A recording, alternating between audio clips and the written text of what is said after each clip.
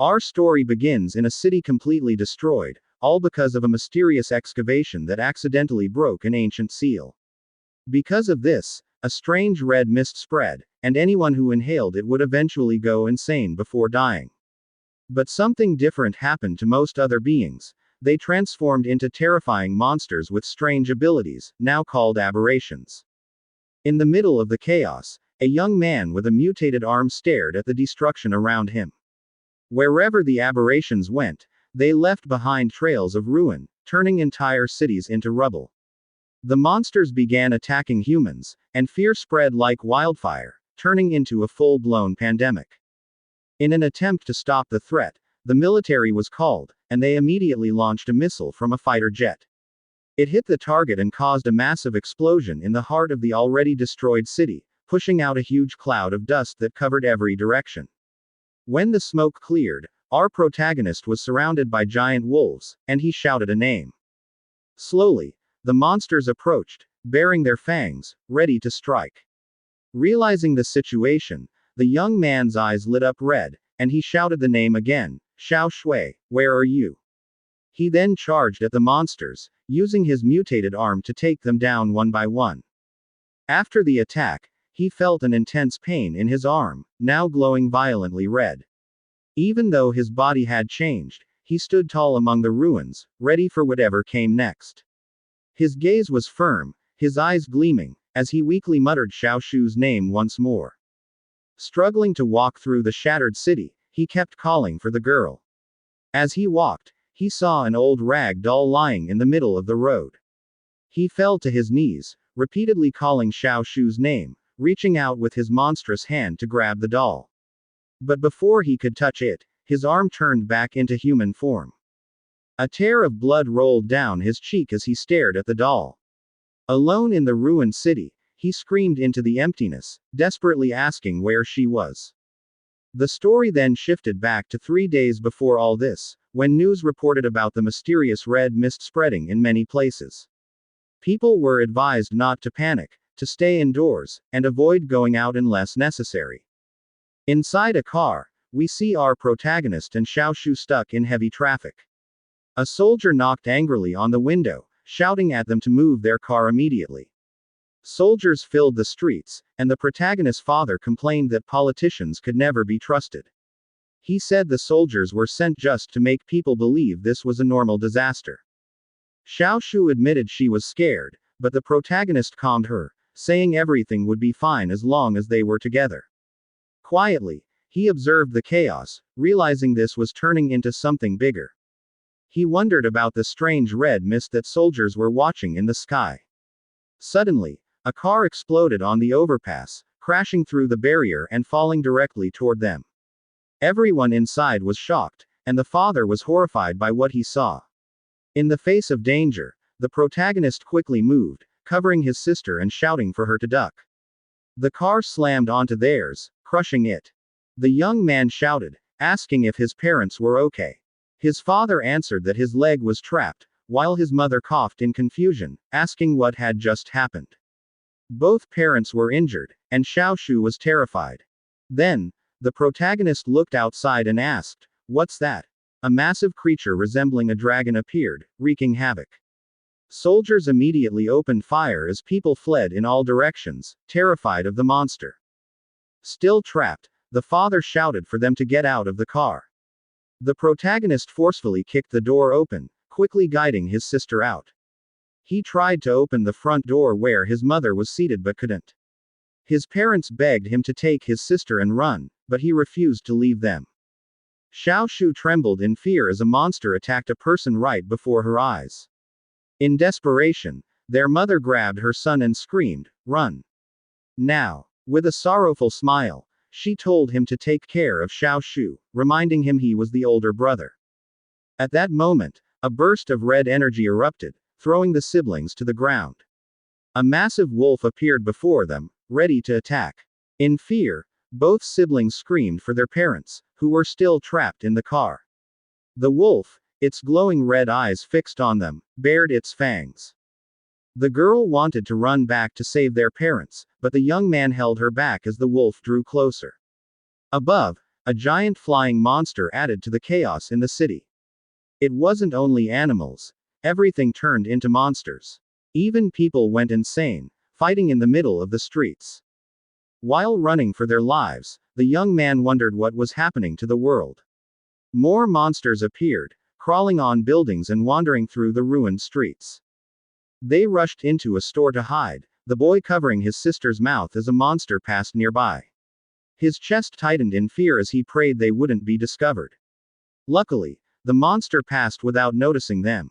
Relieved, he hugged his sister and told her they were safe for now. But then Xiao Shu screamed in pain as red veins appeared on her face. Alarmed, he held her and asked what was wrong. Holding her head, she said she felt unwell. Suddenly, he caught his own reflection and saw the same red veins spreading across his face. He asked himself what was happening. Was it because of the red mist they had inhaled? He quickly grabbed a water bottle, soaked a cloth, and pressed it against his sister's face, telling her to cover her nose and mouth. But then he himself felt excruciating pain, his eyes glowing red, before collapsing to the floor, feeling something forcing its way out of his body. Xiao Shu asked what was happening, but he insisted he was fine, even as his hand started trembling. At that exact moment, the massive wolf reappeared inside the store. Terrified, his sister begged him to stop as the monster closed in. The creature spotted them, baring its fangs, ready to strike. Desperate, the young man pulled his sister and shouted for her to run as the beast lunged. They managed to escape the store, sprinting desperately down the street. But misfortune struck again as another giant flying monster crashed down from the sky, blocking their path. Surrounded once more, Xiao Shu fearfully asked what they should do. Her brother held her tightly, telling her not to be afraid because he would protect her. Suddenly, a massive dragon-like monster descended straight from the sky, landing with a thunderous impact that shook the ground and destroyed everything nearby. Seeing no way out, the young man asked if this was where they would die. Our protagonist dragged his sister back inside to save her, but she hesitated to follow. Inside, he picked up a piece of wood and said that it was too dangerous outside and this was their only chance. With intense anger on his face, the young man prepared to confront the monster chasing them.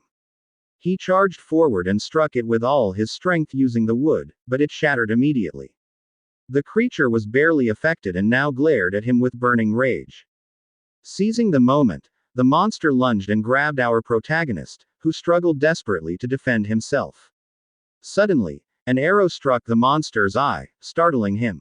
From a distance, Xiao Shu asked if her brother was all right and said she would help him somehow.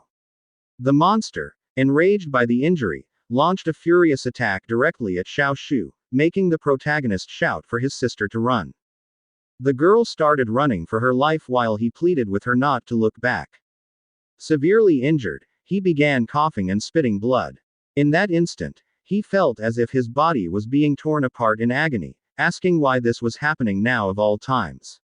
Meanwhile, the wolf had caught up to Xiao Shu, who stumbled and fell to the ground, screaming in fear. Just before it could bite her, the young man's arm began to mutate. He shouted his sister's name, grabbed a wall, and hurled it powerfully at the beast, pinning it underneath. In a flash, he reached the monster, his eyes glowing with red light as he stood above it, holding a weapon. Overcome with rage, he stabbed its head repeatedly, screaming for it to disappear. Xiao Shu watched, terrified and confused by the horrifying sight. She rushed to hug him from behind, begging him to stop. Hearing her pleas, the young man slowly calmed down and returned to normal. He remembered his mother's last desperate words, telling him to run. Even while injured, his parents smiled at him, entrusting him with the care of his sister as the eldest. The memory of happier times resurfaced, of his parents saying they had to survive no matter what. Back in the present, the protagonist returned to his human form and called out his sister's name. Xiao Shu, with tears in her eyes, worried for her brother. He smiled and apologized for making her worry, asking if she was okay. But before she could answer, a massive monster appeared in the reflection of the window behind them. It smashed through the wall, forcing him to shield his sister in his arms. A gigantic bird-like monster screeched menacingly at the siblings. Our protagonist prepared to fight and called it an ugly bird. He shouted for it to stay away from his sister and bravely charged forward with his staff.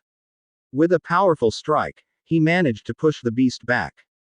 After the attack, he told Xiao Shu to hide, saying he would handle the monsters. He explained that the largest one of all was watching them, and he needed to lure it away. Terrified, Xiao Shu clung to him, begging him not to go, afraid he might lose control again. He calmed her with a gentle pat on the head, promising he wouldn't lose himself this time. Holding her tightly, he asked her to just wait and assured her he would come back. Xiao Shu made him promise to return safely. He smiled confidently and said he would definitely come back for her. As he ran off to lure the monsters away, he thought that perhaps hunting and absorbing the creatures' energy could make him stronger. So, with determination, he confronted a new monster, believing he could gain the power he needed to protect his family. He shouted for it to fall while staring with fierce resolve. But the giant ignored him, and instead, several wolves surrounded him. He complained that it wouldn't even bother to fight him directly. Furious, he prepared for battle, declaring he would carve his own path to the boss. He fought the wolves fiercely, landing a heavy strike with his staff. But one of them bit into his arm, enraging him. His arm transformed again, and he tore the wolf apart, shouting for them all to vanish. With a twisted grin, he wondered if this was what power felt like, and said it felt incredible. In the sky, an old warplane suddenly appeared, flying straight toward the giant monster. Noticing it, the creatures quickly retreated from the young man, which confused him. Looking at his mutated arm, he questioned what was happening to him. But then the warplane launched a missile directly at him. Alarmed, Xiao Shu emerged from her hiding spot, but he desperately shouted for her to stay back. The missile struck the ground, triggering a massive explosion that destroyed everything nearby. The warplane flew overhead as someone said there was still a survivor. Soldiers arrived but decided to abandon the protagonist, claiming he was infected, and took only Xiao Shu with them. One of the soldiers grabbed the girl and rushed her away. Left behind, our young man lay helpless on the ground, stretching his hand out and calling his sister's name as he was left behind. Surrounded by raging flames, there was sadness and resentment on Xiao Shu's face as she asked her brother a painful question: why didn't he save her? Why didn't he come for her? Meanwhile, the young man desperately shouted his sister's name. In the fire of the nightmare engulfing him, the form of his transformed arm could be seen. And then, our protagonist suddenly woke up, gasping for breath and drenched in sweat from the terrifying nightmare. Holding his head, he cursed, realizing that the same nightmare had returned again, and wondered where his sister was now, since it had already been half a year. Fortunately, his secret was still safe. He stood up, took his things for work, and recalled all the shelters he had searched. Yet he did not find a single trace of Xiao Shu. Because of this, he joined the border patrol, hoping it would be easier for him to search. Now, the base of Shishi City was shown, a place that had clearly lost its former glory, now ruined and broken. There, he was greeted by the captain, Jia Jun, and immediately apologized for being late to his shift. But the captain had no patience. He kicked him hard and called him a useless rookie. He was ordered to climb the watchtower and was threatened not to make mistakes. From above, our protagonist saw the whole city and the red mist that had destroyed it 6 months ago. He stared at the tower, wondering if the monster he once saw was still there. While smoking a cigarette, the captain said that if the special unit couldn't handle that thing, then there was nothing they could do. A soldier mentioned that the special unit was famous, but the captain only laughed, doubting if it was even possible for them to fail. Another soldier said that the unit had already killed countless aberrations since then. Meanwhile, our protagonist grew irritated by the smell of the red mist, which seemed to make the monsters even fiercer. Then he noticed something strange: the crimson mist was moving abnormally. And then he realized that something was approaching, and it was moving fast. One of the soldiers quickly gave a warning, but the captain only silenced him. The soldier insisted on explaining why the mist seemed to be heading directly toward them. The captain's eyes widened when he saw that the special response unit itself was running away, fleeing for their lives. The soldiers asked what was happening, but the captain shouted for them to retreat immediately. Suddenly, one of them was struck, and the captain panicked, shouting for everyone to fall back. But then a sharp claw suddenly grabbed the captain, making him scream in fear. From the darkness, a giant monster emerged, and the captain thought that this was the end for him. From the tower, our protagonist heard the desperate screams as everyone struggled to escape. Amidst the chaos, he decided to jump down from above to help. At that moment, a bolt of lightning struck the ground, right in front of the giant creature. Our protagonist used his transformed arm and brought down one monster. But a much larger aberration appeared immediately, intending to swallow him whole. Yet he was fast. He struck a powerful blow and cut off the monster's head, adding to his count. With his monstrous hand, he began absorbing the energy from the defeated aberration. He felt himself growing stronger and wondered what would happen if he could absorb even more.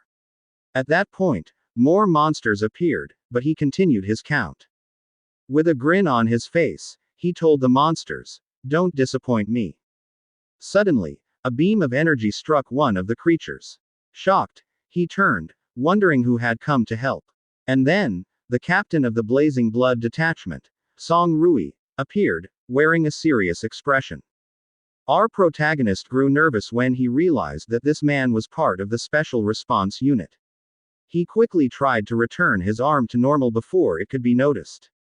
But Song Rui wasn't interested in any explanation. Instead, he ordered them to wipe out all the remaining monsters. The soldiers moved quickly and immediately surrounded our protagonist. He raised his hands and introduced himself, but the captain still ordered them to fire. But instead of him being hit, the soldiers destroyed the aberration standing right behind him. They confirmed the target was finished, as the monster's body slowly disintegrated. Then Song Rui approached slowly, asking about his weapon. And at that moment, our protagonist realized he was doomed. He had no answer. The captain ordered all units to retreat from the outpost to the temporary defensive line, and at the new location a guard announced that no one would be allowed to enter without Officer Song's permission. The leader glanced at a tablet containing the incident report, which recorded a total of 37 casualties. 2 from the Special Response Unit of the Ember Blood Squad, and 30 from the patrol team, ending the casualty report for this incident. This made our protagonist nervous, as it seemed he would be the next to be targeted. Tied to a chair, he asked why he was imprisoned when he too was a victim, but the woman pointed out that he had abandoned his post for 2 hours, and the attack occurred upon his return. Why? Did he think they owed him an explanation? Forced to come up with an excuse, he gave a flimsy reason, claiming he had only dozed off nearby and informed his captain. Suddenly, a soldier entered and reported that he was often late and never scolded by the captain. Enraged, he glared and warned the soldier not to drag the captain into this. The officer merely observed the scene and remarked that their patrol team seemed to have many problems. Meanwhile, far away, the captain he had saved lay wrapped like a mummy in a hospital bed, suddenly sneezing violently with blood, worrying the soldier guarding him. The doctor assured him not to worry, saying he wouldn't die yet, as all his test results were normal. The soldier asked if that was really normal. Back in the interrogation, the woman looked at the protagonist's file and noted that he had only passed basic training for nearly 3 months. In the last battle, 2 members of the Special Response Unit died, raising suspicion about how he had survived. He defended himself by saying he was simply afraid of dying and, being a former track team member, ran away quickly when he saw the Crimson Mist approaching. The captain asked why he had joined the army at all if he was afraid of death. Did he have no purpose? In his mind, he revealed his true reasons: to search for his sister, and to absorb strength from monsters to become stronger. For 6 months, he had been alone, wandering through ruins in search of his sister. He was gradually learning to control his transformation between beast and human form. During that half-year, he avoided people like a lone wolf, using primitive methods to search through every ruin and visiting every human settlement just to find his sister. The captain approached him, accusing him of being a coward who abandoned his post and hid information. She seriously asked if he understood the punishment that awaited him, prompting him to ask if she meant to finish him off. She drew closer and asked about his hands, making him realize she had seen his arm. She whispered in his ear, asking why he lied and what his true purpose was. Suddenly, a violent earthquake shook the entire place, forcing everyone to prepare. The captain asked if it was an earthquake, but the protagonist felt a familiar sensation. He quickly stood and shouted for them to run because a horde of monsters was approaching, but the officer didn't believe him and accused him of trying to escape. She used a strange electric power to knock him to the floor, demanding if he was disregarding her. Other guards worriedly told her to calm down as she was going too far. With the impact, the floor gave way, and they all fell together into a deep pit. After the fall, they found themselves in a dark place, and the officer wondered where they were. Still in chains, the protagonist noticed they seemed to be in an underground area. Irritated by the darkness, the leader ordered one of her men to provide light immediately. A soldier called him a disaster, but he retorted that they could report him once they got out. One soldier pulled out a glow stick and lit it, revealing that they were inside a massive labyrinth likely dug out by monsters.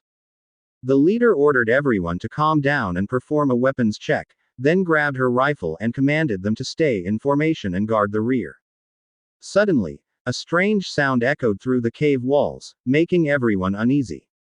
The protagonist sensed something in one direction and stared. A soldier asked what he was doing, and he replied that he heard wind, which excited the soldier, thinking it might be an exit. The soldier checked and confirmed there was indeed a breeze, praising the protagonist's sharp hearing. He saw a light, but suddenly an insect monster appeared, causing the protagonist to shout at him to get away. It fired a strange projectile that nearly hit the soldier, and the captain immediately retaliated with gunfire. The creature's sticky fluid seeped into the ground, and the protagonist warned them not to let it get close. The leader scolded the soldier for acting without orders, and he nervously agreed out of fear. The woman glanced at the protagonist and said that once they got out, he would have much to explain. The protagonist realized that the officer knew his secret but hadn't exposed him yet, leaving him wondering about her game. Suddenly, the strange sound echoed again, and they realized more were coming. A massive swarm of insect monsters emerged, all with glowing red eyes and sharp teeth, surrounding them in a terrifying horde that drove one soldier into panic. A soldier cursed and asked why there were so many insects here. The protagonist declared that they were now facing a huge problem. The monsters charged, ready to pounce on the surrounded group, but the leader wasted no time and immediately opened fire to try and create a path, forcing everyone to run while continuously shooting at the relentless monsters chasing them. The officer shouted at our protagonist not to stop running, saying now was not the time to hesitate. He then noticed that the chase had suddenly stopped and pointed out that the entire horde seemed to halt, making them all look ahead where a soldier pointed toward a massive cave. Inside, they saw a colossal monster absorbing the crimson mist. From there, it began gathering the mist into a red energy ball in its mouth. Sensing the imminent danger, our protagonist shouted to warn them all to be careful because that thing was extremely dangerous. The officer used her weapon and fired at the monster from afar, but the creature immediately released an immensely powerful red beam of energy in their direction. The purple energy from the leader clashed in the air with the crimson beam of the beast, and the woman's attack struck the monster's face, causing it to stagger slightly. Meanwhile, the monster's attack nearly reached the leader's face, and someone shouted to warn her to dodge, but our protagonist quickly leapt in front of her and used his transformed arm to block the beam. Shocked, the officer stared at his arm, but he said he would explain everything once they made it out alive. Facing the massive creature, he vowed that once this was over, he would tell the whole truth, causing the officer to worry since even her attacks had no effect, but he only smiled confidently and told her not to worry as he turned to fight. At that moment, he rushed toward the monster at full speed, declaring it was time to begin. He thought the monster was also of Dominator class like him, while a screen displayed the monster ranks. He landed consecutive heavy punches on the beast's body, wondering how strong he would become if he absorbed it. After landing on the ground, he realized his attacks had no effect. In his mind, he admitted the monster was tough, and if it were ordinary, it would have fallen long ago, but this one was like a tank, likely having devoured many others like it. The giant monster struck with massive claws, but the protagonist easily dodged and remarked that its movements were slow, thinking all its points must have been placed in defense. His eyes gleamed as he mocked the monster, calling it nothing more than a walking punching bag. The other soldiers also fired, but their bullets had no effect, making one ask if he was just dreaming. He recalled that the protagonist used to be a coward who always ran away, but now he was fighting like a monster, leading him to question who this man really was. The officer fabricated a story, claiming he was a secret government experiment created to fight monsters, which a soldier questioned since he knew him as a coward, but the woman insisted she only confirmed it when he saved her.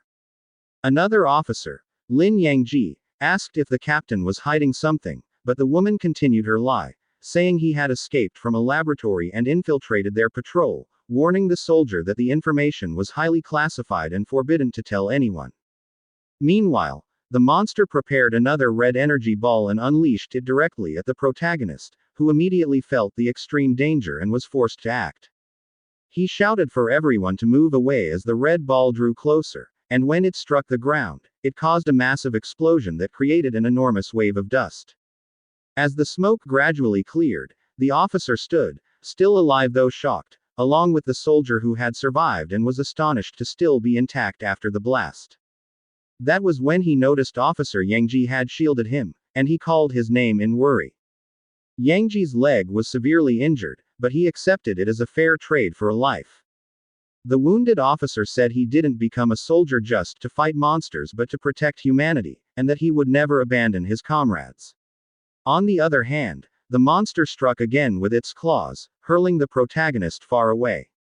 Lying on the ground, he cursed when he noticed the mist's energy had run out, his arm reverting to normal, leaving him completely powerless. He faced the Dominator-class creature and realized the situation had only become worse. Suddenly, a loud gunshot rang out, followed by an explosion that struck the monster's head, surprising our protagonist. He turned and remembered the leader, Song Rui. She called out to him, telling him he must not die here because there were still many things he needed to explain to her. After being hit by the purple beam, the monster only stared at the woman and seemed to laugh. She was shocked by the creature's reaction and asked if it was really mocking her attack. Right after, the red mist poured out from the rifts and went straight toward the colossal monster. The leader realized it was restoring its strength and healing all its wounds. She understood that it could draw in mist from different places to regain its full power. Because of this, she shouted for them to retreat, but the protagonist refused, saying that today this monster would fall. He declared that the red mist was also making him stronger, and this was the best chance to strike. The officer warned him that if the plan failed, this could be his last battle.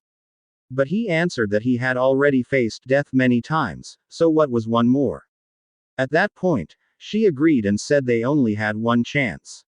She would unleash all her power to shatter the armor on the monster's head, and it was the protagonist's duty to destroy its brain. The leader aimed at the monster's head, preparing for her strongest attack. Then she released all her power while our protagonist charged in for the final strike. The blast hit directly, breaking the protection on the monster's head and opening the chance he needed.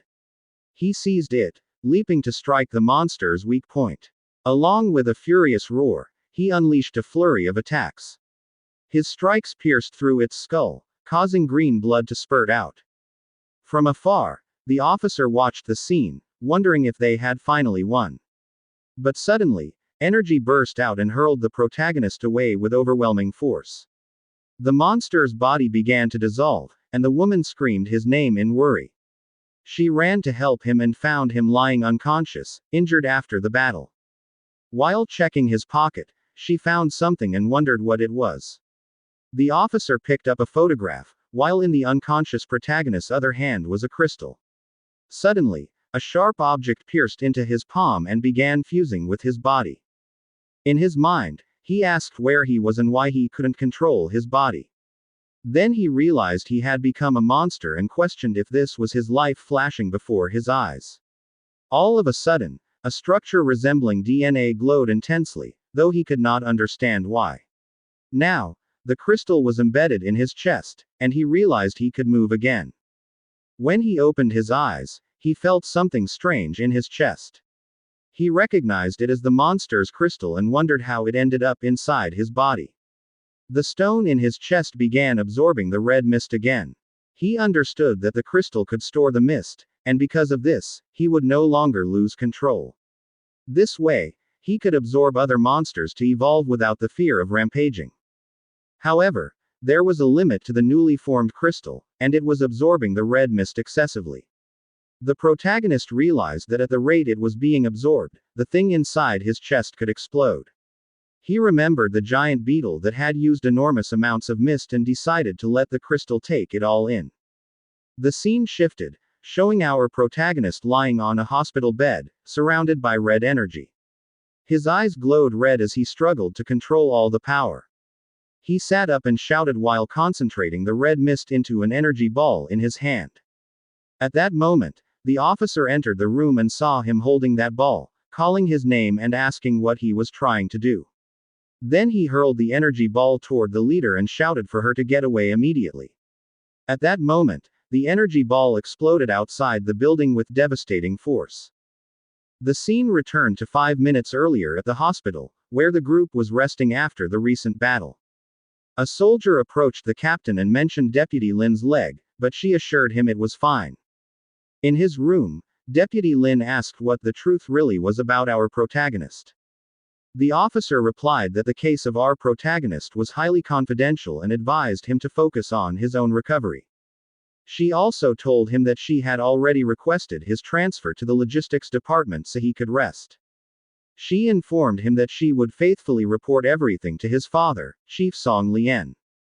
Deputy Lin pressed further, but she immediately cut the communication and ordered him not to go anywhere. Moments later, as she walked down the hallway, she asked a guard where our protagonist was. The soldier informed her he was in room 314, and she was escorted there right away. Upon reaching the door, she ordered the guard to stand watch and not let anyone in. When she opened the door, she found our protagonist holding a red energy ball. He was already losing control, so the officer called out to him in worry. But our protagonist shouted for her to get away and immediately hurled the ball in her direction. She quickly ducked to avoid the attack that flew past at incredible speed. The energy ball exploded outside the room, nearly hitting the guard. The blast shot into the air and struck 3 abandoned buildings nearby, completely destroying them in its path. From his room, Deputy Lin saw the destruction and wondered how the captain would cover up the incident. Meanwhile, the poor guard collapsed in fear, trembling as he muttered that he was always unlucky, begging for help since he didn't want to die yet. The officer recognized the beetle's attack and asked how our protagonist was able to use its ability. With a serious look, she turned to him and said he had a lot of explaining to do. The scene shifted to the rooftop of the hospital, where they had a serious conversation. With her arms crossed, she asked if he could absorb monster cores and learn their techniques. Our protagonist explained that he could absorb and store the red mist, and the crystal in his chest would automatically adjust. The captain gave him a mocking smile, saying he truly had many special qualities. Our protagonist admitted he had indeed gained their strength, but he feared that he might also turn into a monster. At that moment, he looked her in the eyes and asked if someone like him could still be considered human. She answered that he was different, and everything depended on how he used his power. The captain continued, saying that his strength was both a danger and a powerful weapon. She then laid out 2 paths. The first was for him to join her team as a reserve soldier, and the second was to be treated as a threat and eradicated like the other creatures. Our protagonist repeated the word, eradicated, with a serious expression. She pointed toward the destroyed buildings and asked if he thought the city's troops could really handle him. She called him arrogant and offered him several benefits if he joined her unit. But he doubted her and asked why she would risk recruiting someone like him. The officer admitted that she needed him for a specific purpose but insisted they were not enemies. She gave him a mysterious look, as if still hiding something from him. Then she handed him something, saying he could treat it as a deal. When he saw it, our protagonist was shocked. It was a photo of him and his younger sister. Stunned, he asked how she had gotten it. The woman told him not to underestimate her and offered to help him find his sister using her intelligence network. Our protagonist realized that on his own he had limits, and the investigation would be much easier if someone of high rank was involved. He accepted the deal but stated that since she was desperate to have him, he had one condition. With a playful smile and his hand behind his head, he demanded higher pay since he had spent everything searching for his sister. The captain approved him as a reserve soldier with the highest salary and ordered that his papers be processed. Our protagonist gave a respectful gesture and said he would go to the patrol team to arrange his transfer. As he walked away, he suddenly seemed to recall something important, pausing slightly in deep thought. The captain informed him that she had paid for the hospital damages but would deduct it from his salary. A flash of memory passed through his mind, of a wounded man he had promised to save. Watching him walk away, she felt that this young man was the key to what she sought. She believed our protagonist held the secret to turning a monster back into a human. And our protagonist arrived at the Chishi City Patrol building to process his transfer, and at that moment he asked the man who got down from the military truck if he was also heading to the Special Response Unit. The man introduced himself as a trusted aide of Captain Song and Deputy Lin and said that they should work together since both of them were praised by their respective captains, but our protagonist tried to recall the boy's name and realized he had never paid attention to him. Suddenly he waved to someone, excitedly saying that Captain Jia was fine and had recovered, so our protagonist looked in the direction he was pointing and saw the captain surrounded by several soldiers. A big thug immediately mocked Captain Jia, reminding him that he was attacked just because of a woman. This was Zhang Shi, who instantly kicked him and called him a government beggar. Yan Hao could not stand that cowardly act and quickly rushed forward, but he was easily defeated and thrown to the ground. Zhang Shi grabbed Jia by the jaw and threatened him, forcing him to kneel and lick his shoes, while warning that if Jia did not obey, he would break the young man's arm so he would need crutches. The wounded captain trembled with rage and humiliation and was about to kneel little by little to protect his comrade, but our protagonist stopped him and said there was no need to kneel. He smiled and said that Jia had once helped him, and it was time to return the favor, along with a threat that he would break the bones of anyone who laid a hand on Captain Jia. The men were shocked and could not believe our protagonist's boldness, so in anger they charged at him shouting that he was seeking death. But he was not nervous at all and prepared for battle with a cold expression. He swiftly kicked the first one and began counting, elbowed the second, swept the legs of the third until he fell, and punched the fourth with full force, sending him flying and crashing into the wall that left a small crack. In just a few seconds, all the thugs were lying on the ground, completely defeated. One of them widened his eyes and shouted that their captain was an E-rank warrior and wondered how the protagonist could be that fast.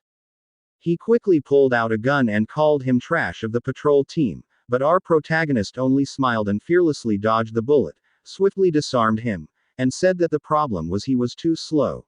The shot was far too slow, then crushed the gun with his bare hand and added that the man did not even reach 1% of Song Rui's speed.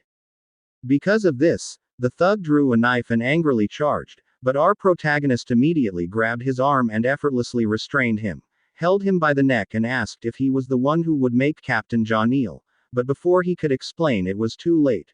With a cold glare, our protagonist said it was time for him to be brought down, and with full strength he slammed the thug onto the floor, creating a large crack. He lost consciousness right in the middle of the fissure he had made. The other soldiers were stunned that he had dodged a bullet and even crushed a gun with his hand, and at that moment our protagonist realized that the strength from the beast core had already surpassed his expectations.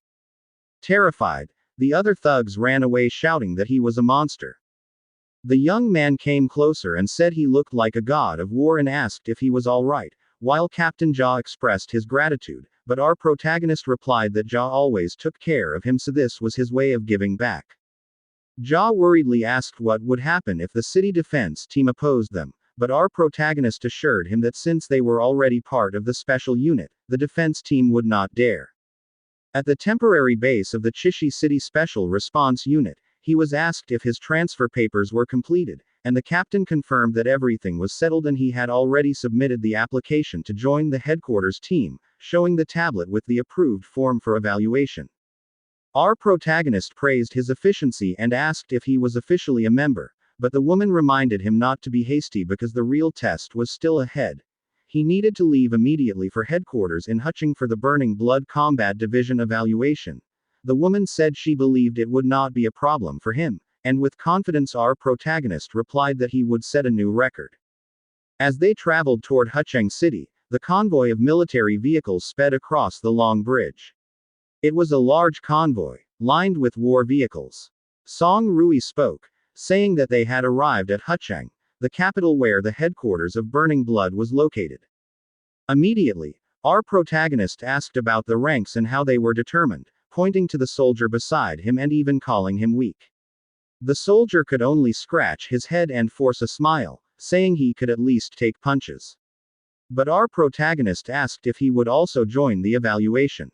Song Rui explained that he already belonged to the logistics team, not the combat team, so he didn't need an evaluation. But the soldier suddenly interjected, saying that the logistics team also fought, and one day, they might need him too.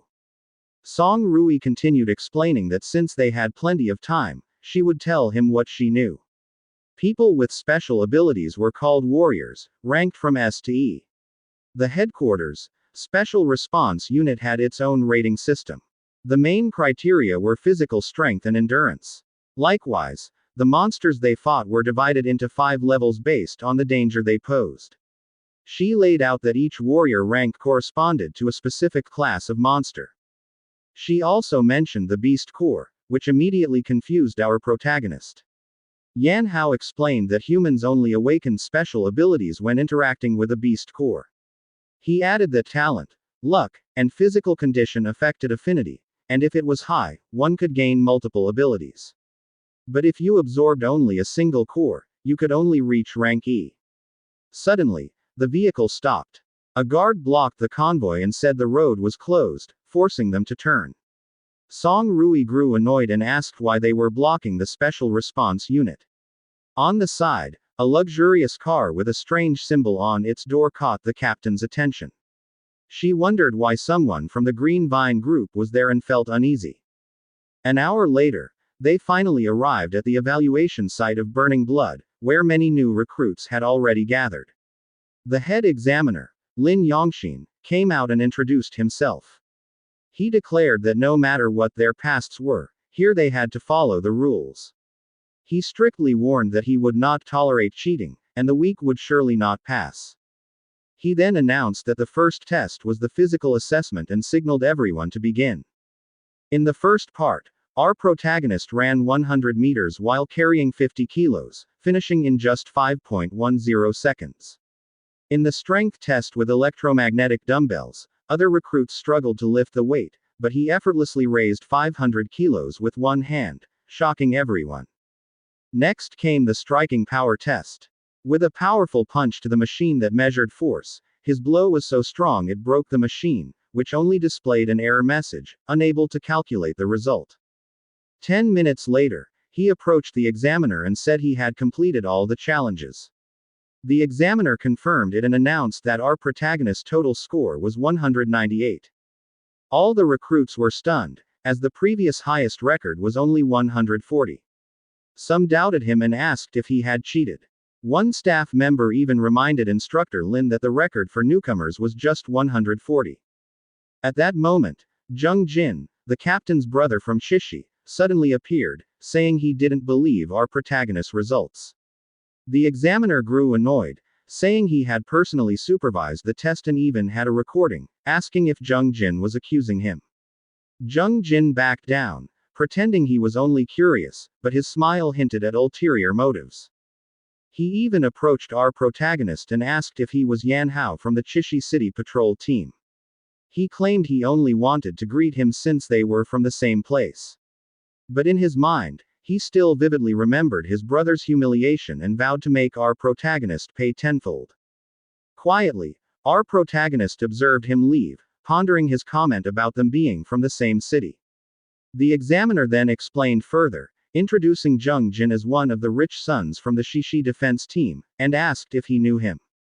Our protagonist replied no. At that moment, he fully realized how rotten the city's entire defense system was. Finally, the examiner announced the results of the physical test, listing the ranks of several recruits, and declared that the first place went to Yan Hao, who scored 198 points.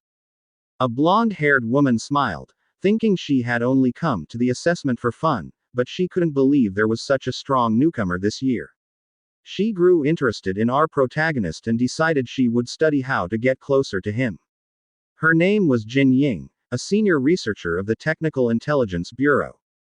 Inside a dorm room, we see Jung Jin alone, sitting with a tablet in front of him where he is speaking to someone.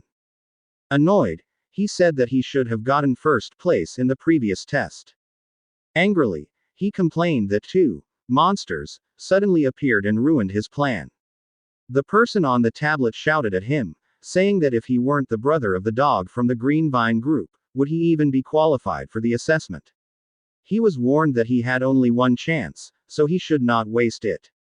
With a serious face, he clenched his fist tightly and decided he must get into the Burning Blood Core, for the sake of his brother. The scene shifted to the Beast Core testing station, where the recruits were lined up, including our protagonist. The instructor explained how the next test would proceed. Each one must wear a special wrist guard and then insert the core. Once activated, the device would light up and the evaluation would begin. The instructor warned that if the affinity result fell below 40%, it would be an automatic failure. He also briefly explained what a beast core was. He said that only high-level monsters could produce it, and the quality of the core depended on the strength of the creature that left it behind. Each core could grant different types of abilities, from elemental to support skills. However, he clarified that the wrist guard they were using now was the weakest one, only for testing affinity, and did not grant real abilities. After the explanation, the instructor seriously announced that the affinity test would begin. The first recruit stepped up and took the test.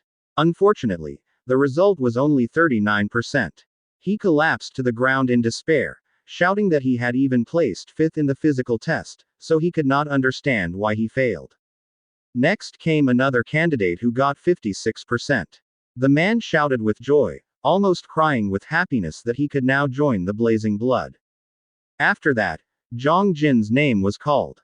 He walked to the testing platform, his red eyes gleaming.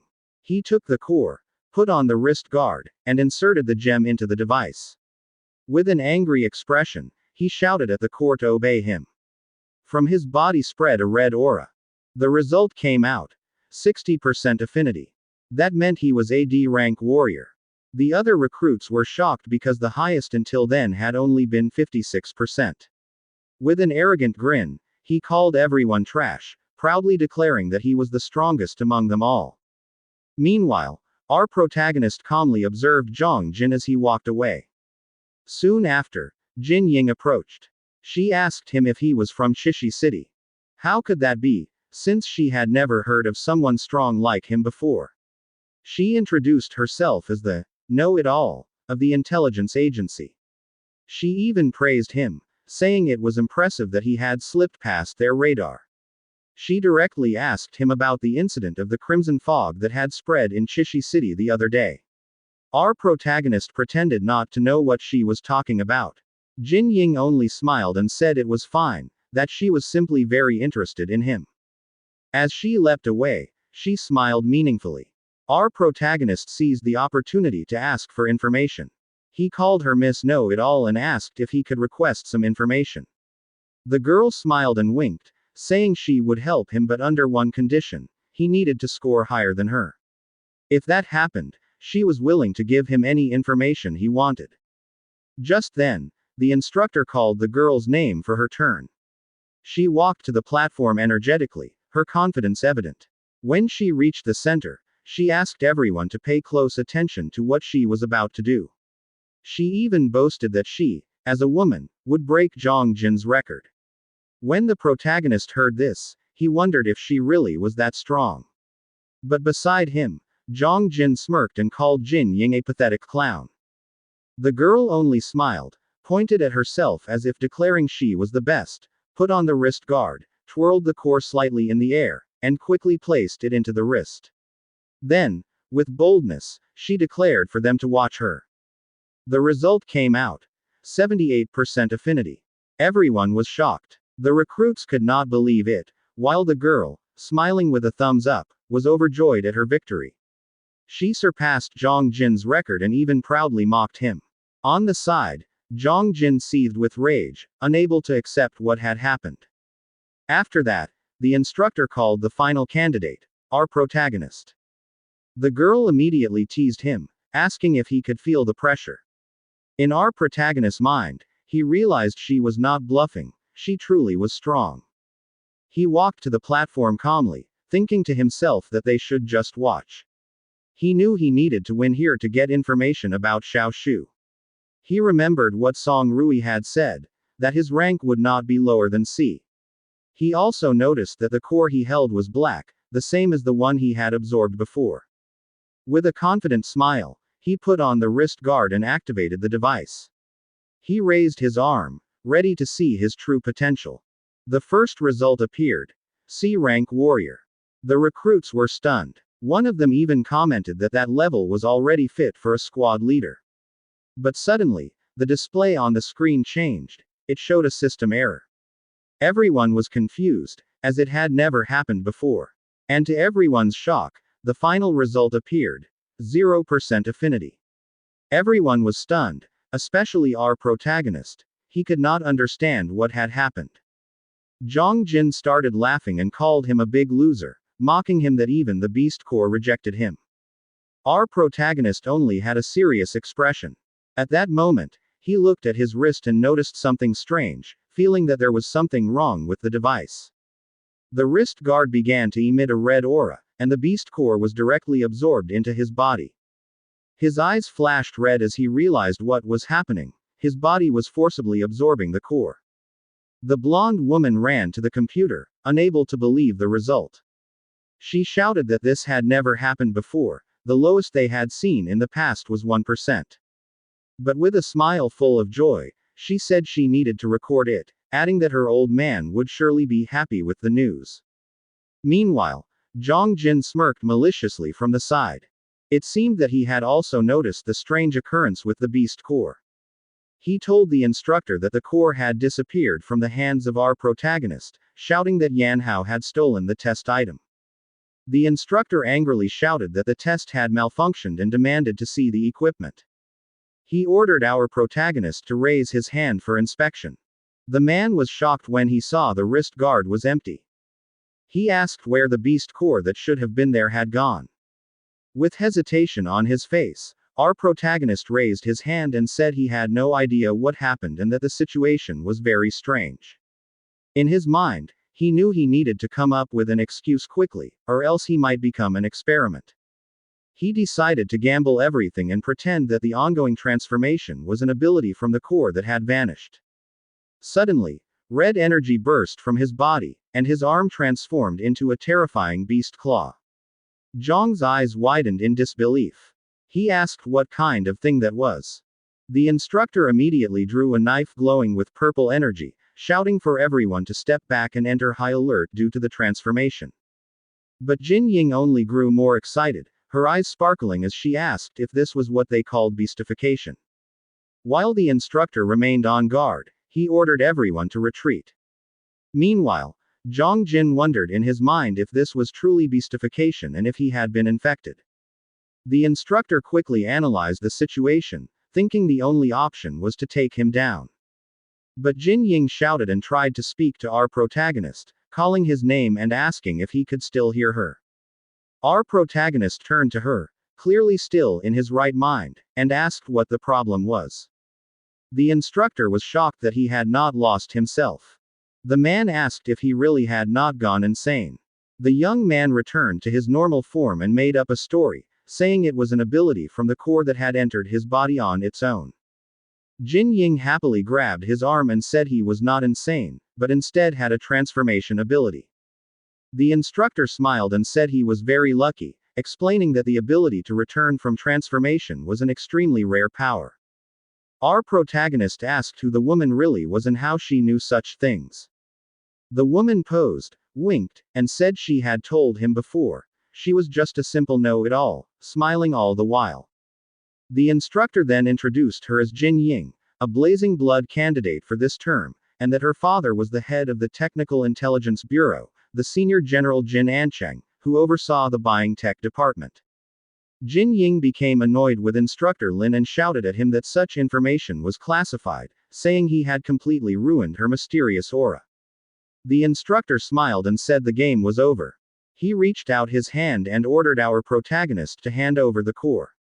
With an awkward expression, our protagonist scratched his head and explained that it was not because he did not want to give it, but because it was now attached to his body and could not be removed.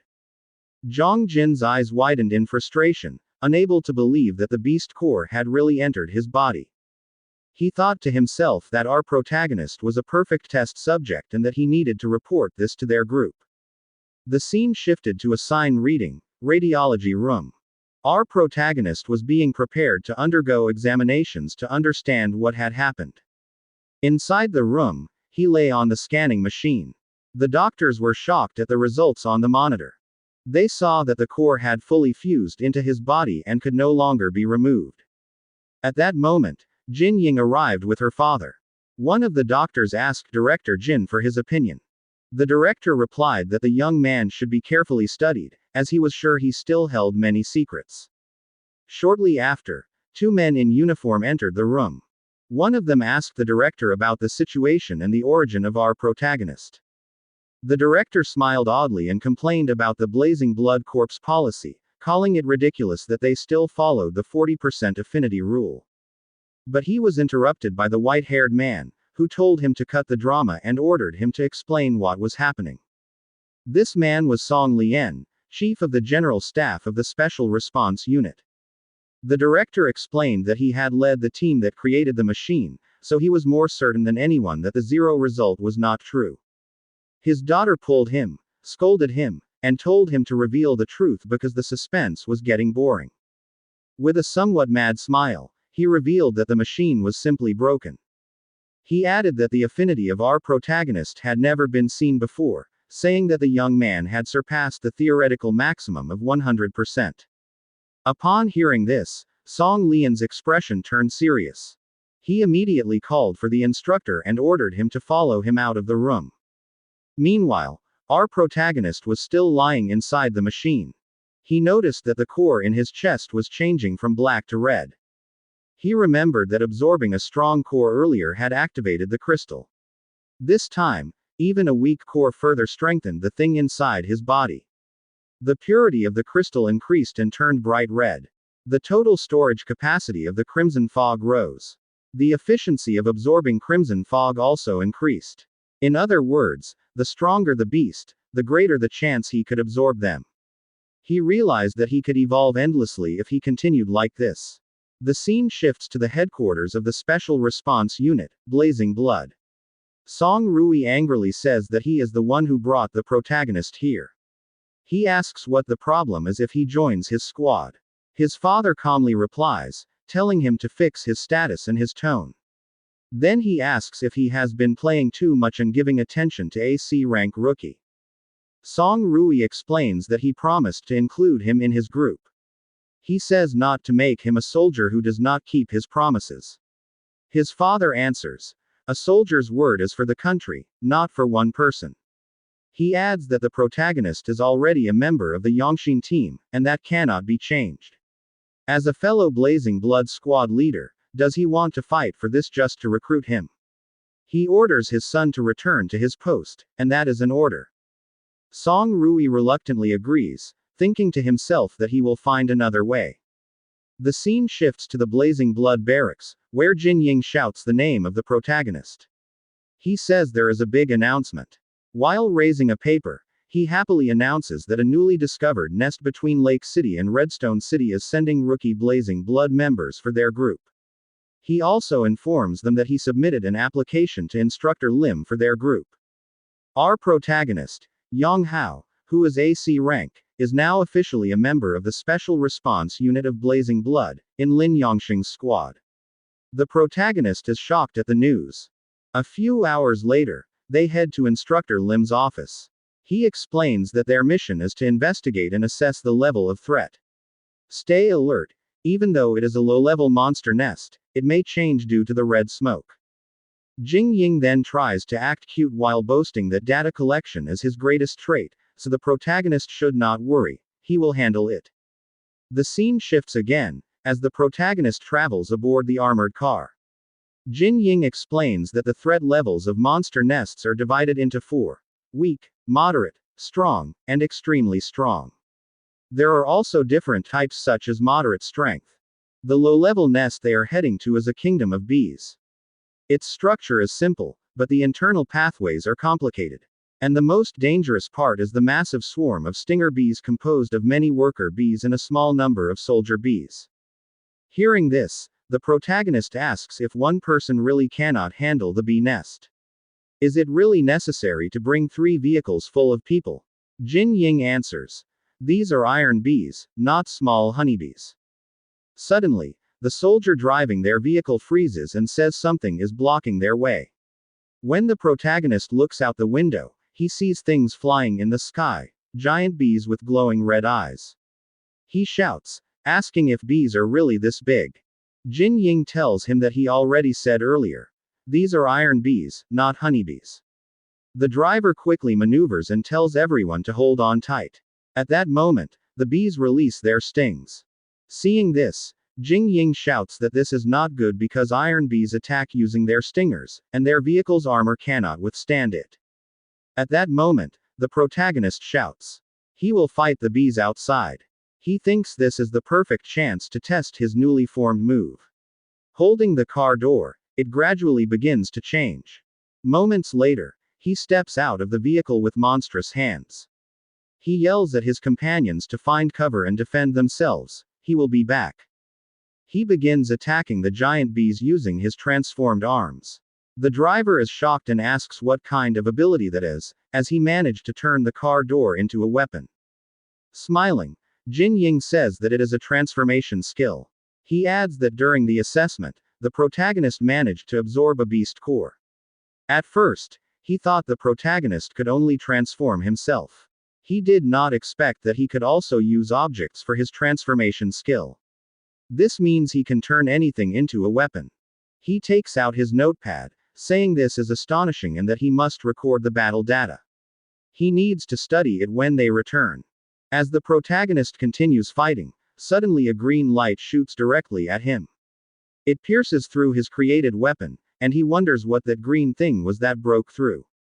He realizes that attack is stronger than an iron bee's stinger, capable of breaking his defense. Without hesitation, he shouts to his companions that there are more enemies. He does not know where the attack came from. He warns Jing Ying and the others again to be careful and find a safe hiding spot. The group hides beside a large rock, but one soldier wearing fire protective gear opposes Jing Ying. Arrogantly, he says that iron bees are afraid of fire. Jing Ying warns him not to go out, but he still runs, until the green light strikes him. It directly hits the tank on his back, causing a huge explosion, and he burns alive. The protagonist continues battling the giant bees and asks Jing Ying where the green stings are coming from. Looking at his tablet, Jing Ying explains that it is from a hound-class queen bee. Its stinger has poison capable of piercing armor below C rank. The protagonist shouts in disbelief if such a monster really exists here. The one who investigated this area must have made a mistake because this is not a low-level nest. Hearing this, the protagonist tells Jing Ying to help him fight the scout-class bees, and he will take care of the queen bee. Jing Ying immediately agrees. He releases a surge of energy from his body, gradually gathering it into his hands, then shouts, "Storm." He unleashes sharp winds that strike the monsters one by one, creating a path toward the queen. Seeing this, the protagonist's eyes glow blue. He thinks he has caught it now. A gigantic queen bee with 3 glowing red eyes appears before him. As his eyes shine, he removes the weapon attached to his hands and slowly wraps it like paper until it forms into a sharp spear. He raises it and tells himself that its shape will handle the rest. Then, he stomps the ground hard, shattering it, takes his stance, and hurls the spear surrounded by a crimson aura straight at the queen bee. The chapter ends here. Watch out for our upcoming uploads. Don't forget to like, share, subscribe, and click the notification bell so you'll always be updated on our future videos.